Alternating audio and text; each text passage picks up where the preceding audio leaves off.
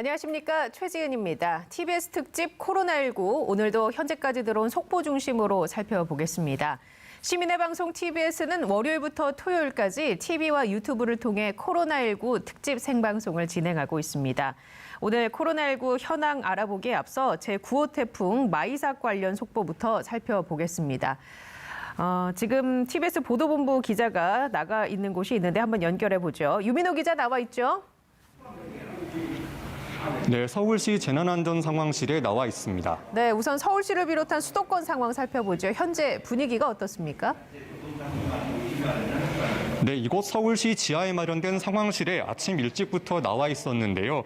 이 밤사이 상륙한 태풍의 진로를 예의주시하고 피해 상황은 없는지 점검하는 모습으로 분주했습니다. 서울시는 어제 저녁 7시부터 재난안전대책본부를 가동했다가 방금 전 오전 10시를 기해 서울 전역에 내려진 태풍주의보가 해제되자 다시 비상근무를 풀었습니다. 수도권도 태풍의 영향권에 들면서 밤사이 비가 내리고 출근길에 초속 10m가 넘는 바람이 거세게 불었습니다. 강수량을 살펴보면 어제부터 오늘 아침 9시까지 서울의 강수량은 62.8mm를 기록했고 인천 덕적도에는 195mm가 넘는 비가 내렸습니다. 현재 마이삭은 경남과 강원을 거쳐 강릉 인근 동해상으로 빠져나갔습니다. 태풍은 정오쯤 북한에 상륙할 것으로 예상되는데 우리나라는 차차 태풍의 영향권에서 벗어나겠으나 강원 영동 지역을 중심으로 매우 많은 비가 내리는 곳이 있겠습니다. 네, 지금 바람은 아직 계속 강하게 불고 있는 것 같은데 서울의 피해 상황은 어떤지 한번 살펴볼까요? 네, 마이삭은 예상했던 경로보다 경남과 동해안 등 더 동쪽으로 이동하면서 수도권에 인명 등 큰 피해는 주지 않았습니다. 서울에서도 나무가 쓰러지는 등 여러 피해가 발생했는데요. 경찰과 소방당국에 따르면 오전 6시 강남구 일원터널 근처에서 나무가 쓰러지면서 인도와 도로 일부를 막아 세웠습니다. 강북구 수유동 한신대 사거리에서도 비슷한 시간 가로수가 바람에 뽑혀 차도를 막았습니다. 성북구 도남동 북악스카이웨이 올라가는 길에서도 나무가 쓰러져 차량 통행에 방해가 되고 있습니다. 네, 서울은 그렇고 경기도 상황은 어떻습니까? 네, 경기도 소방재난본부에 따르면 오전 7시 기준 경기도 전역에서 태풍 피해 신고가 모두 14건 접수됐는데요. 신고 대부분이 나무 쓰러짐 관련이었고 다행히도 인명 피해는 없었습니다. 오전 5시 50분쯤 화정시 우정읍에서 나무가 주택을 향해 쓰러져 지붕 일부가 파손되는 사고가 있었습니다. 앞서 오전 4시 20분쯤 양주시 덕계동에서도 남부가 인도로 넘어지면서 근처에 있던 전깃줄에 감겼지만 정전은 발생하지 않은 것으로 알려졌습니다. 경기 북부에서는 많은 비가 내리면서 임진강 필승교 수위가 오늘 오전 7시 기준 비홍수기 인명대피 기준인 2m를 넘어섰는데요. 이 필승교 수위는 어제까지 1.73m를 유지하다가 점차 올라 오전 10시 기준 2.32m를 유지하고 있습니다.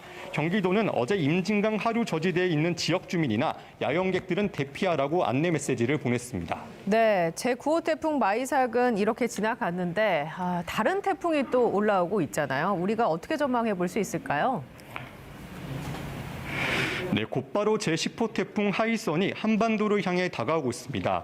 이 하이선은 마이삭과 달리 남쪽에서 북쪽 방향으로 한반도 중앙을 관통할 가능성이 있는 것으로 예측되는데요. 이 기상청은 어젯밤 기준으로 하이선이 괌 북서쪽 부근 해상에서 이동 중이라고 밝혔습니다. 현재 예측대로라면 일본을 거쳐 다음 주 월요일인 7일 경남 해안을 상륙한 뒤 우리나라 중앙을 관통할 가능성이 큰 것으로 나타났습니다. 이 영향으로 일요일부터 전국이 흐리고 비가 올 예정인데 다만 아직 유동성이 커서 구체적인 경로는 바뀔 수 있는 상황입니다. 바비와 마이삭, 하이선 등 연달아 태풍이 한반도에 영향을 주고 있습니다. 지난달 초 기록적인 집중호우로 피해를 본 지역이 많고 아직 복구가 덜 된 곳도 많은 만큼 기상정보 꼼꼼하게 챙기시고 대비 철저히 하셔야겠습니다. 지금까지 서울시 재난안전상황실에서 TBS 유민호입니다. 네, 유민호 기자 수고했습니다. 기상정보에 더욱더 귀를 기울여야겠습니다. 저희도 더 열심히 하겠습니다. 자, 이번에는 오늘 새벽 태풍 마이삭의 직접적인 영향권에 들었었죠. 부산으로 한번 가보겠습니다. 박기범 뉴스원 기자 전화 연결해 봅니다. 박기범 기자. 네, 박기범입니다. 네, 일단 태풍은 빠져나갔는데 현재 지금 부산 지역 날씨는 어떻습니까? 예, 제9호 태풍 마이삭은 오늘 새벽 경남 해안에 상륙했습니다. 태풍의 직접 영향권 아래에 있었던 부산에서는 마이삭의 위력을 느낄 수 있었는데요. 새벽에 강한 바람이 불고 비가 쏟아지면서 부산에 많은 피해를 남겼습니다. 새벽에는 태풍의 직접적인 영향을 받았지만 지금 부산 날씨를 보면은 태풍으로부터 완전히 벗어난 모습입니다. 하늘이 굉장히 맑고 햇빛도 뜨거울 정도입니다. 현재 부산을 비롯해 충청, 경남, 전라도에 내려졌던 태풍특보는 모두 해제됐습니다. 부산을 지나간 태풍 마이삭은 강릉에서 북동쪽으로 90km 떨어진 해상에서 매우 빠른 속도로 북진하고 있습니다. 네, 지금 피해가 발생을 했다고 했는데 밤사이 피해 현황은 어떻습니까?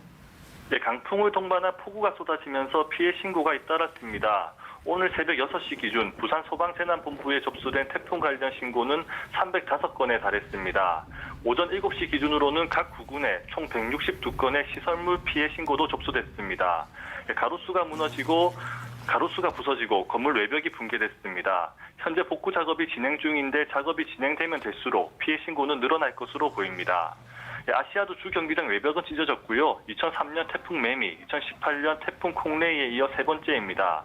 부산 해운대에 위치한 LCT 등의 건물 외벽 유리가 깨지면서 아찔한 상황이 연출되기도 했습니다.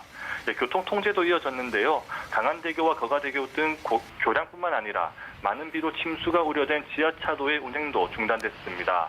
모두 35곳의 교량과 도로가 통제됐고 부산과 기장을 잇는 도시철도 동해남부선도 밤사이 운행이 중단됐습니다.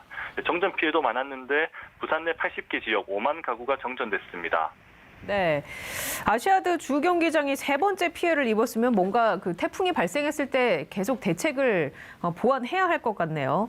일단 그 인명 피해 상황은 어떻습니까? 네, 안타깝게도 인명피해도 발생했습니다. 사망자 1명이 발생했는데요. 오늘 새벽 1시 35분쯤 부산 사하구 한 아파트 베란다에서 창문이 깨질 것을 대비해 신문을 붙이던 60대 여성이 강한 바람에 창문이 깨지면서 파편에 맞았고 많은 피를 흘리면서 결국 사망했습니다. 새벽 2시 17분쯤에는 해운대구 미포 선착장 방파제에서 50대 남성이 파도에 휩쓸렸다가 골절상을 입었고요. 이외에도 부산 사상구, 서구 등에서 강풍에 깨진 유리 파편을 맞아 다치는 사고가 이어졌습니다. 동래구 온천동에서는 새벽 1시쯤 쓰러진 가로수가 차량을 덮치면서 차량 내에 있던 2명이 구조되기도 했습니다. 이번 태풍으로 모두 155가구에서 275명이 대피했고요. 이재민은 현재 4가구에서 8명으로 집계됐습니다. 네, 태풍으로 인해 고리원전 4기 운영도 중단했다고 하던데 안전상의 문제는 없는 건가요? 예, 고리원전 3, 4, 5기, 신고리원전 1, 2, 5기 원자로가 정지됐습니다. 태풍 영향으로 발전소 밖에 있던 전력계통에 이상이 생겨 자동으로 정지된 것으로 추정됩니다. 고리원자력본부에 따르면 현재 외부 방사선 영향은 없고요. 안정 상태를 유지하고 있습니다. 정확한 사고 경위는 조사 중입니다. 네, 지금 현재 부산에서 입은 피해, 정전이나 도로 같은 경우에 피해 복구 작업은 시작이 됐습니까? 우선 정전의 경우 전체 5만 가구 가운데 4만 가구가 복구돼 복구율이 80% 수준을 보이고 있습니다. 통제됐던 도로는 대부분 통행이 재개된 상태입니다. 날씨가 맑아진 만큼 복구 작업은 속도를 낼 것으로 보이는데요. 앞서 말씀드렸다시피 복구 작업이 진행될수록 추가 피해 사례 접수 가능성이 있습니다. 네, 지금까지 부산에서 소식 한번 전해드렸습니다. 박기범 기자와 얘기 나눠봤습니다.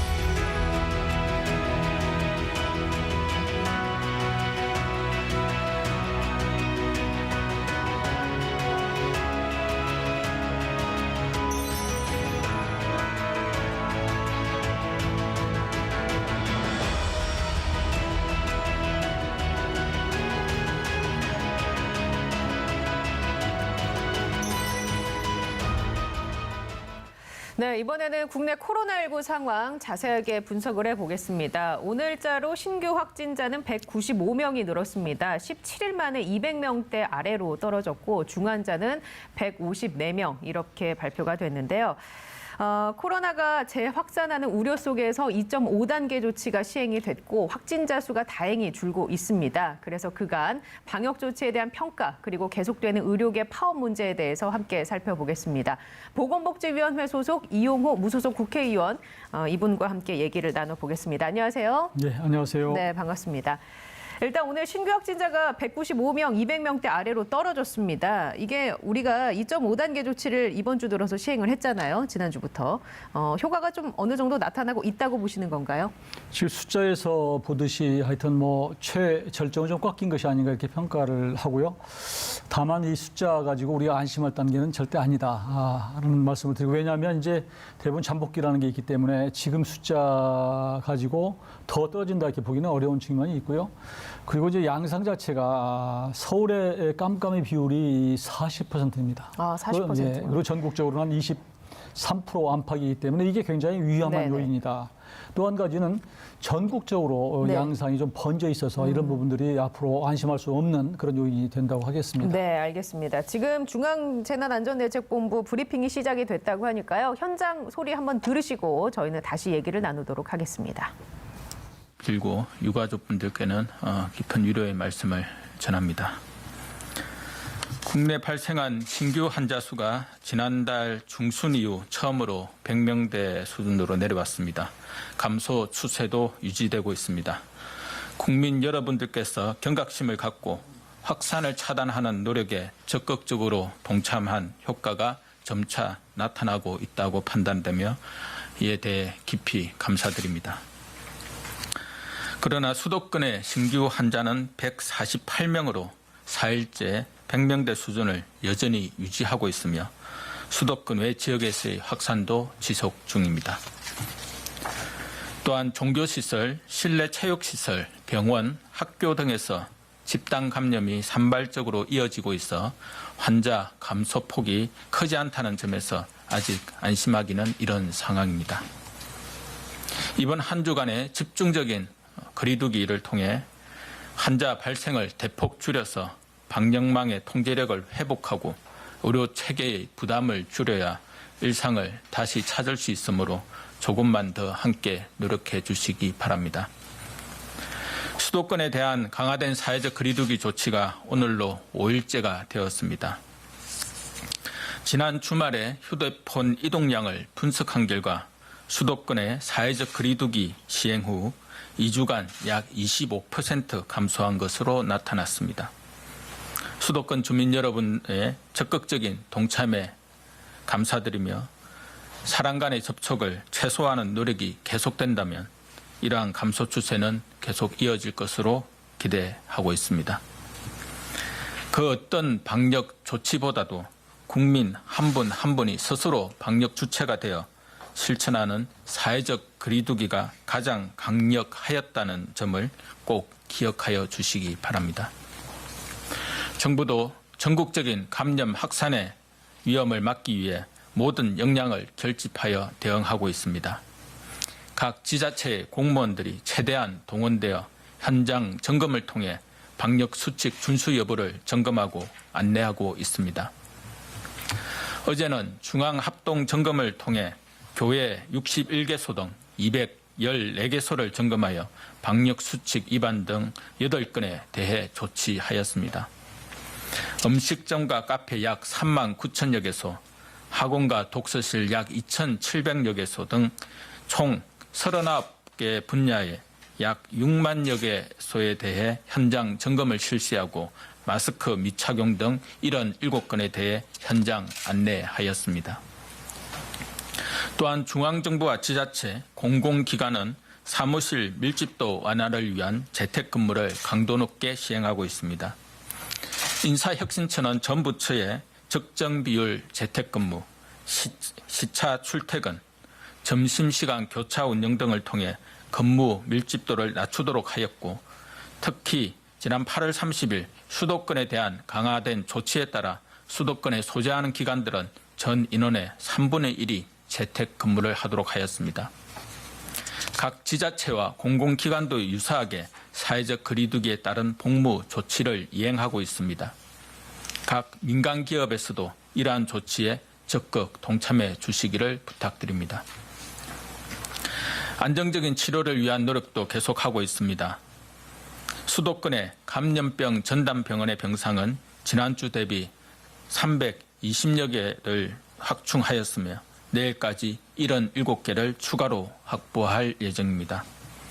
또한 중환자 전담 치료병원 지정을 통해 이번 달까지 110개의 중환자 치료 병상을 추가 확보하여 최근 늘어나고 있는 위중증 환자에 적극 대응할 것입니다. 한편 국방부는 수도권 중환자의 병상 확보를 위해 국군 수도병원의 8개 병상을 중환자 병상으로 전환하여 내일부터 사용하게 됩니다. 또한 22명의 군의관을 우선 파견하여 병원, 생활치료센터, 선별진료소 등 총 9개 기관을 지원할 예정입니다. 코로나19 확산 초기부터 의료와 검역뿐 아니라 현장 방역과 시설 운영에 적극 지원해주고 계신 우리 군에 깊은 감사의 말씀을 드립니다. 생활치료센터는 현재 13개 시설 약 3,200여 명 규모로 운영하고 있으며 다음 주까지 3개 시설 1,000여 명 규모를 추가로 확보할 예정입니다. 이번 한 주는 코로나19의 대규모 유행을 저지하고 안정화시키는 데 가장 중요한 결정적인 시기입니다. 많은 영세 자영업자들께서 피해를 감수하고 강화된 2단계 거리두기가 실시되고 있습니다. 국민 여러분, 특히 수도권 주민들께서는 출퇴근과 같이 필수적인 외출 외에는 안전한 집에만 머물러 주시기를 부탁드립니다. 가족 간의, 사람 간의 접촉을 최소화할 수 있도록 약속과 모임, 행사는 모두 취소하여 주시기 바랍니다. 지금은 직장, 종교시설, 학교 등 그 어떤 장소에서든 언제든 감염이 될 수 있는 상황입니다. 잠깐의 방심이 우리의 일상을 아주 오래 멈추게 할 수 있다는 점을 잊지 마시고 긴장의 끈을 놓지 말아주시기 바랍니다. 거리두기가 장기화됨에 따라 많은 분들이 지치고 있고 이에 더해 방역 조치에 대한 비협조, 방해 사례와 전공의들의 집단적 진료 거부 등으로 걱정이 커지고 계실 것입니다. 이러한 상황에 대해 정부로서는 어떠한 원인이든 국민들께 심려를 끼쳐드린 점 송구스럽다는 사죄의 말씀을 드립니다. 하지만 우리 주변에는 드러나지 않는 수많은 헌신과 노력들이 있다는 사실을 기억해 주실 것을 당부드립니다. 묵묵히 집에만 머무르며 거리두기에 동참하고 있는 수많은 국민들이 있습니다. 이러한 노력 때문에 코로나19가 점차 줄어드는 것입니다. 의료 현장에서는 여전히 수많은 의사와 간호사, 의료기사들과 병원 관계자들이 환자를 위해 땀 흘리며 사투를 벌이고 있다는 사실을 봐주시기 바랍니다. 우리가 보지 못하는 곳에서 우리 모두를 위해 열심히 노력하고 있는 수많은 우리들이 있다는 점을 잊지 마시기 바랍니다. 이러한 사실을 기억하며 희망을 잃지 말고 서로를 격려하고 신뢰하며 모두의 힘을 집중할 때입니다.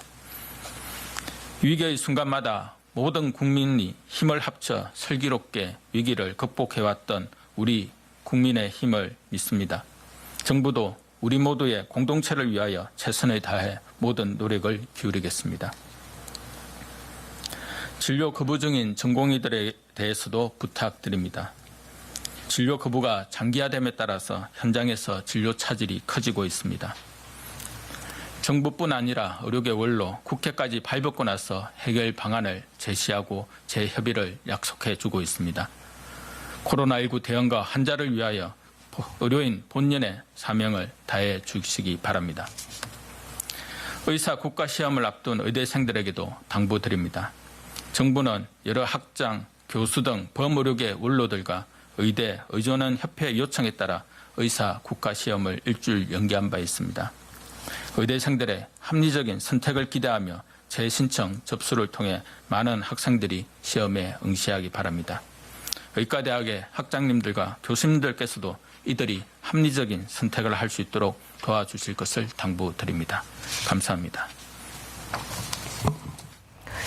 네, 지금까지 중앙방역대책본부의 브리핑 함께 들으셨습니다. 지금 이용호 무소속 국회의원 지금 제 옆에 자리하고 계신데요. 관련해서 얘기를 좀 나눠보겠습니다. 일단 중환자가 154명으로 집계가 됐는데 방역당국도 중환자를 위한 병상 확보에 노력을 기울이고 있는 것으로 보입니다. 중환자 치료병원을 전담으로 지정을 하고 국군 수도병원에서 중환자실을 확보하는 등의 그런 노력을 기울이고 있는 것으로 파악이 되는데 우리 의원님이 보시기에는 지금 중환자 병상 확보 어떤 상황이라고 보십니까? 중환자 병상 확보 굉장히 중요하죠. 사실은 지금 나오는 숫자 추세를 보면 지금 정부가 확보하고 있는 중환자 병상이 매우 부족합니다. 그런데 만일 중환자 이 병상이 확보가 안 되면 이분들을 치료를 못하게 되면 문제가 생기는 거예요. 그게 이제 의료 시스템의 붕괴다 이렇게 얘기하는 것이거든요. 예. 지금 엊그저께 그 병상을 보니까 전국적으로 43개, 그리고 수도권은 9개에 불과하던데요. 그래서 지금 급한 상황이기 때문에 이달 말까지 110개 정도를 확보하겠다 네. 이렇게 지금 발표를 했고요. 근데 문제는 중환자의 그 증가 추이가 예. 굉장히 가팔라요. 맞아요. 어제만 해도 20명이 나온 네. 상태이기 때문에 이걸 가볍게 봐서는 안 된다. 이 부분을 그래서 정부가 지금 적극적으로 지금 나서서 이렇게 대책을 세우고 있고요. 근본적으로는 내년까지는 한 496개 병상을 확보를 해서 한 1,000개 넘게 예. 하겠다는 정부의 대책을 지금 갖고 있습니다. 그 정부 대책이 충분한 노력이 되고 있다고 보시는지요? 그 정부로서 할 수 있는 일을 최대한으로 하고 있다. 근데 이게 병상이라고 하는 게 그 인력과 동시에 이렇게 돼야 되기 그렇죠. 때문에 간단한 네. 문제는 아닌 것 같더라고요. 예. 우리는 그냥 시간이 많이 걸린다고 하더라고요. 중환자에게 그 베드만 갖다 놓으면 되는 건 이렇게 생각할 수 있는데 그렇지 않고 치료 의사 또 간호사들 여러 가지들이 이렇게 같이 네. 겹치게 확보가 돼야 되고 또 더구나 이제 코로나 같은 경우는 이 감염병이기 때문에 그러려면 다른 중환자를 다른 데로 보내야 되는 상황이 생겨서 쉽지는 않지만 그러나 지금 엄중한 예. 상황이기 때문에 이 중환자 병상 확보를 위해서 정부도 각고의 노력을 하고 있는 것 같습니다. 그래요. 알겠습니다. 이게 중환자가 말씀해 주신 것처럼 급속도로 좀 증가를 하고 있기 때문에 이 부분이 굉장히 중요하고 이게 여기서 뚫리게 되면은 의료체계 붕괴로도 이어질 그렇죠. 수 있다. 이런 우려로 해석을 하겠습니다. 그러면 관련해서 제가 이 질문부터 드려보죠. 의료계 파업의 그 여진이 계속 이어지고 있습니다. 그런 가운데 최근에 30대 응급 환자가 병원을 전전하다가 숨지는 사고가 있었는데 지금 진행이 되고 있는 의료계 파업 명분이 있다고 좀 보십니까? 저는 그다지 명분이 없다고 생각을 합니다. 예. 물론 이제 그동안 코로나 이 환자들 치료하기 위해서 가장 일선에서 노력한 분들이 의료진들인 것은 네. 인정을 하지만 그러나 지금이 굉장히 엄중한 시기이기 때문에 어떤 명분으로도 환자 곁을 떠나는 것은 안 된다라고 하는 생각이고요. 더구나 정부가 발표한 4대 정책이라고 하는 것이 국민적 공감대 속에서 추진되었던 것이 사실이고 네. 다만 이제 의료계에서 봤을 때는 이 시점에서 우리 뒤통수 친 거냐 이렇게 지금 비판을 하고 있습니다만 그러나 명분은 맞는 것이고 또 방향도 맞는 거예요. 그래서 처음부터 대뜸 이렇게 파업하기보다는 예. 좀 더 정부와 진지하게 대화를 해가면서 했었으면 하는 아쉬움이 있습니다. 예, 그래서 이제 이게 계속 강대강 대치로 가다 보니 정부와 의료계 원로들이 이제 재협의를 하겠다 이렇게 지금 한 발 물러선 모양이잖아요. 이 부분에 있어서는 어떻게 긍정적으로 보십니까? 당연히 그렇게 해야죠. 그리고 이제 의료계나 또 특히 전공의가 굉장히 강한 입장에 있는데 이분들도 예. 정부가 하고자 하는 어떤 정책을 완전히 백지화해라. 네. 정부한테 항복해라. 예. 이렇게 나오는 것은 대화의 자세는 아니라고 생각합니다. 지금 결국은 손해보는, 피해보는 사람들은 환자고 국민들이거든요. 그러니까 이 상황에서는 서로 양보를 해서 좀 타협책을 찾았으면 좋겠고요. 지금 정부도 사실은 많이 양보를 한 거 아닙니까? 지금 예. 의사 국가고시도 일주일 연기를 네네. 하고 또 얼마 전에 전공의 고발해 놓은 것도 사실은 네네. 조금 유보하는 이런 상태로 있고 또 정부가 추진하고자 하는 여러 방자 정책들을 당분간 유보하겠다. 심지어 원점에서 논의하겠다. 이렇게까지 나왔으니까 이런 차원에서는 오히려 의료계가 그러면 우리도 나서겠다. 환자 곁으로 돌아가겠다. 이렇게 하는 것이 맞다고 저는 보죠. 네, 알겠습니다. 국회 보건복지위원회 소속이시니까 내부 분위기는 어떻습니까, 현재? 전반적으로 보건복지위의 의원들은 뭐 정부의 정책 방향을 맞다고 생각을 하는 게 있죠. 더구나 이제 코로나 이 상황이기 때문에 대부분 감염병 뭐 의사들 늘리고 환자가 부족하기, 의사가 부족하기 예. 때문에 의사를 늘리고 그 외에 또 이제 비대면 예. 소위 진료, 그다음에 그 동안에 쭉 시행을 좀 점검해왔던 그 한의학 예. 그 차벽 예. 부분 이런 것들은 어느 정도 쭉 논의를 해왔던 것이기 때문에 크게 그거 가지고 제동을 걸기는 어렵는 것 같아요, 분위기가. 예. 다만 이제 지금 국민의힘 쪽의 당 쪽에서는 좀 너무 정부와 소통을 좀 부재했던 것이 아니냐, 너무 일방적으로 밀어붙인 거 아니냐 이런 얘기를 하고 있는데요. 예. 전체적으로는 방향은 뭐 그렇게 이견을 달고 있지는 않는 것 같습니다. 보건복지위원회 내부 분위기는 그렇고 야당 쪽에서는 어떤 좀 협조를 하겠다, 중재를 하겠다 이런 입장인 건가요? 야당 분위기는 야당도 그러니까 예. 기본적으로 파업이 국민들이 보기에 그다지 명분이 있지 않기 때문에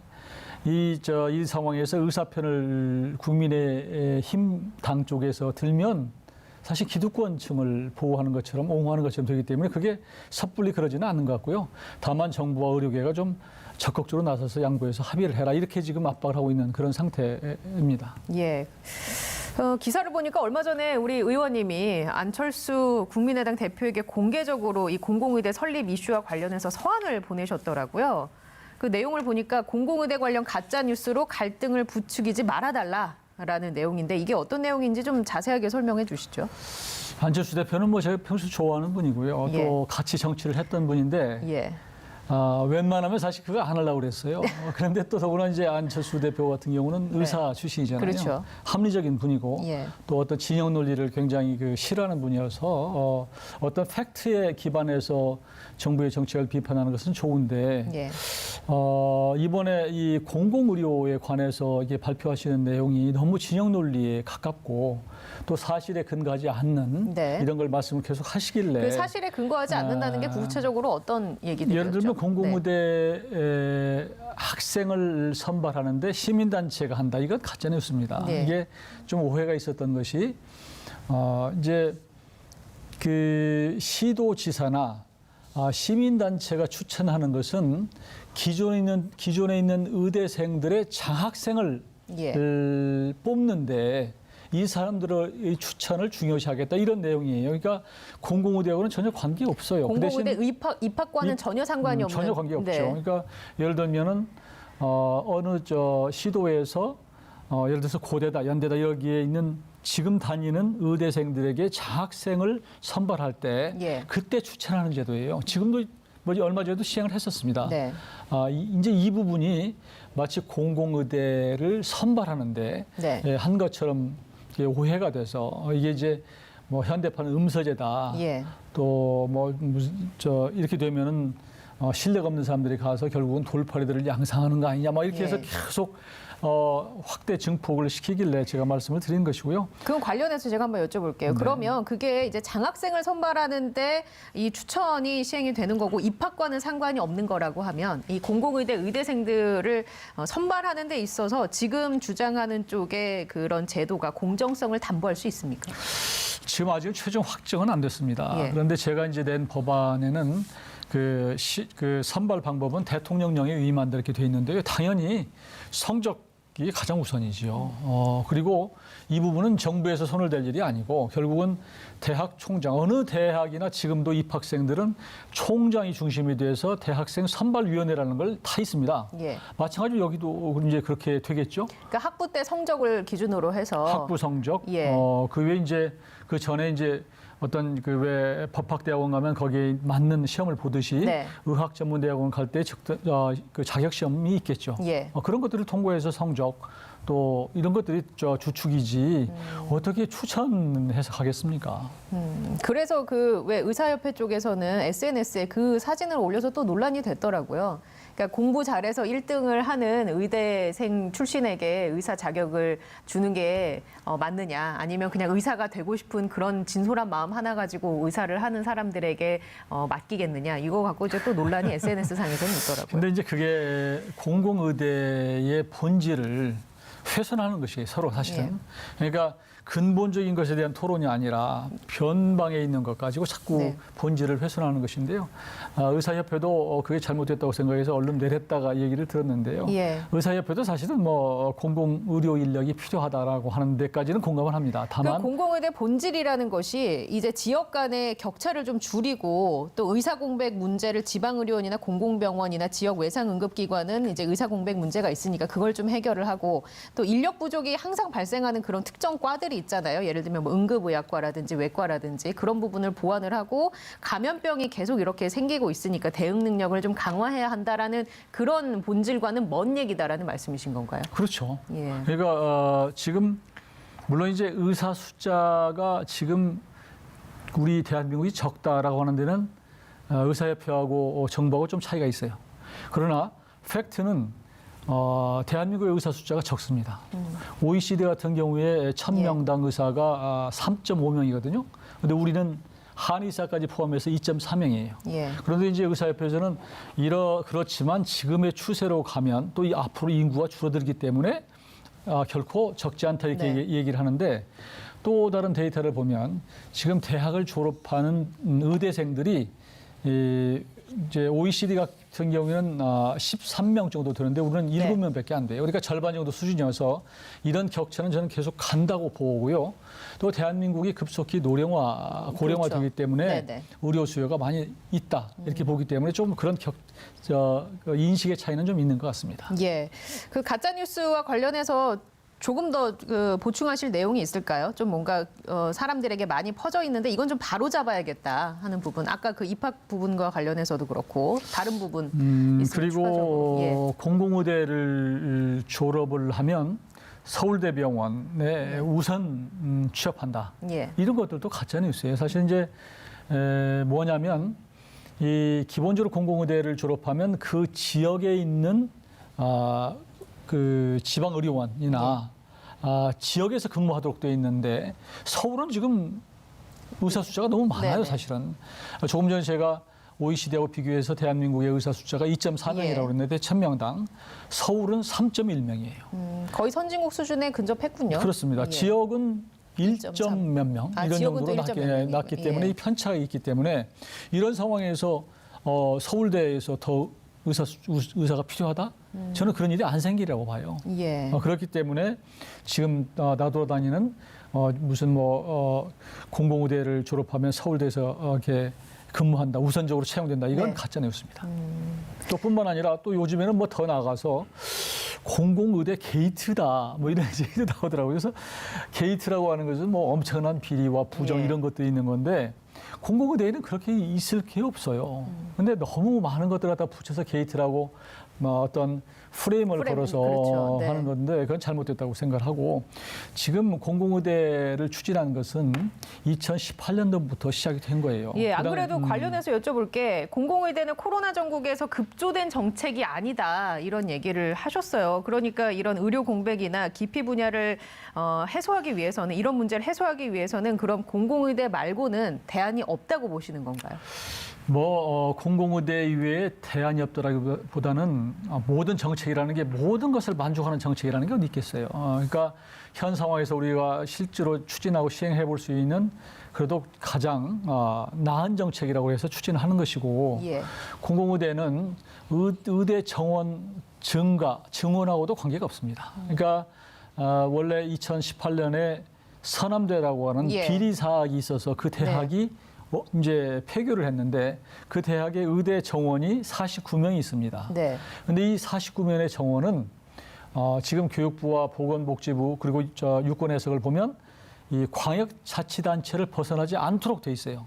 그러니까 서남대가 전라북도에 있었기 때문에 네. 49명의 정원은 전라북도에 살아있는 겁니다. 예. 그러면 지금 우리가 안고 있는 기피 분야, 의사들이 기피하는 분야, 감염병이나 뭐 그 응급의사이나 네. 이런 분야의 의사가 부족하니 또 그 의료의 지역 격차가 크니까 이런 부분을 좀 보완할 수 있는 것을 이 남아 있는 정원 갖고 해보자 그래서 2018년에 시작한 겁니다. 예. 그러니까 그때 왜 이 문제가 제기가 됐었냐면 그 전에도 메르스 사태가 있지 않았습니까? 네네. 그때 막상 메르스 사태에 접해 보니 감염병 전문의가 부족하고 또 역학조사관이 부족하고 여러 가지 문제점이 생겨서 네. 이거 접목이 된 거거든요. 그러니까 갑자기 급조된 것이 아니고 그래서 당연히 그 당시에 이제 청와대, 정부, 국회에 나서서 이걸 하자고 발표했던 거예요. 국정우선 과제로. 그래서 이제 법안도 제출됐었고요. 그래서 어느 정도 이제 국민적 공감대 속에서 되리라고 생각을 하고 사실 추진해 온 겁니다. 근데 네. 의사협회에서 극력 반대를 했어요. 정말 제가 이 표현이 적절할지 모르지만 묻지마 반대예요. 묻지마 예. 반대. 근본적인 대책 안 되니까 우리는 못하겠다라고 대화도 안 됩니다. 이런 정도로 가서 2년 동안 터덕거린 거예요. 네. 그래서 이번에 다시 추진을 하게 되는 것인데 이게 마치 뭐 2년 전부터 법도 통과 안 됐는데 그 지역에 땅 수용했다. 그러니 뭔가 문제가 있다고 그러는데 그때는 당연히 되리라고 생각하고 지방자치단체에서도 땅을 그럼 우리가 땅을 주겠다 해서 사실 시작한 겁니다. 예. 오히려 이걸 발목 잡은 사실 야권하고 의협 이쪽에서 문제가 있었던 거죠. 저는 그렇게 봅니다. 네. 자, 그러면은 일단 이렇게 갈등이 계속되고 있는데, 물론 이제 좀 해결의 실마리가 살짝씩 나오고 있는 거는 같지만, 이 국회 역할이 더 중요해진 것 같습니다. 이런 가운데. 네, 지금 이제 정부와 의료계가 불신이 좀 있는 것 같아요. 예. 정부가 일방적으로 정책을 의료계의 어떤 의견을 듣지 않고 밀어붙인다. 더구나 코로나라고 하는 이런 사태를 계기로 해서 밀어붙인다고 하는 불신이 있기 때문에 네. 결국 공공의대나 여러 가지 문제들은 입법하고 관계가 되거든요. 그러니까 예. 그러면 중간에 어떤 국회가 나서서 좀 중재를 해보자 그래서 이제 안을 던져놓은 것이고요. 네. 국회는 여당도 있고 야당도 있지 않겠습니까? 예. 그리고 정부는 그러면 국회에서 중재하는 어떤 그 입장을 존중하겠다 이렇게 나왔으니 저는 그것을 수용을 한다면 의료계가 그러면 합의가 되리라고 보고요. 그리고 나서 이제 그런 협의체가 만들어져서 전공이든 의협이든 또 정부든 또 여러분들이 참여를 해서 좀 국민적 공감대를 만들어서 추진하는 게 좋다고 보고요. 네. 다만 제가 이 자리에서 꼭 말씀드리고 싶은 것은 공공의대는 거기에 좀 빼서 이건 정원대에서 하는 것이니까 예. 한번 해봤으면 하는 게 제가 간절한 소망입니다. 자, 코로나19가 계속 지난 2월부터 시작이 돼서 장기화가 되고 있는데, 이 보건복지부 차원에서 혹은 의원님 개인적으로 추진하고 있는 보건의료 정책이 있다면 소개해 주시죠. 지금 우리가 그 목도하고 있는 이제 여러 가지 이 의료 체계, 또 전달 체계, 또 지역의 이제 의료의 복지 격차 이런 것들을 좀 보완을 해서 좀 제도 개선했으면 하는 생각이 있고요. 그 보완이라 하면 어떤 걸 지금 얘기하시는 얘기하는 거죠? 이제 공공의대 설립하는 네네. 것들, 그다음에 또 이제 의료계에서 얘기하는 또 기피 분야에서 수가를 좀 올려주는 것들 이런 것들도 좀 감안해 볼 수 있고 또 한 가지는 지금 묵묵히 일하는 간호사들의 처우가 굉장히 심각합니다. 네. 그리고 큰 병원, 국립대병원 이런 데서 간호사들을 그 대기 제도라는 게 있어요. 그러니까 학교 선생님이 되기 위해서는 교사 시험에 합격하고 나서도 몇 년 대기하듯이 간호사들에게도 그런 잡아놓는 제도가 있더라고요. 그래서 심지어는 예. 한 2년 가까이 이렇게 대기를 시키는 제도가 있는데 간호사들이 굉장히 힘들어합니다. 그래서 국립 어떤 큰 병원, 대형 병원들이 이 간호사들을 지나치게 오래 잡아놓지 않도록 하는 그런 것들도 좀 따져보고 또 간호사들에게도 적정한 처우가 될 수 있도록 하는 네. 그런 것들도 좀 앞으로 마련해보고자 합니다. 네. 이걸 계기로 국민의 한 사람으로서는 이런 갈등이 좀 빨리 봉합이 됐으면 좋겠고, 이런 것을 계기로 좀 의료 체계 전반을 우리가 잘 손질을 할 필요가 있지 않나라는 생각을 해보겠습니다. 자, 지금까지 보건복지위원회 소속 이용호 국회의원과 말씀 나눴습니다. 고맙습니다. 네, 고맙습니다. 네, TBS 특집 코로나19 오늘 준비한 내용은 여기까지입니다. 건강한 하루 되시기 바랍니다. 시청자 여러분, 고맙습니다.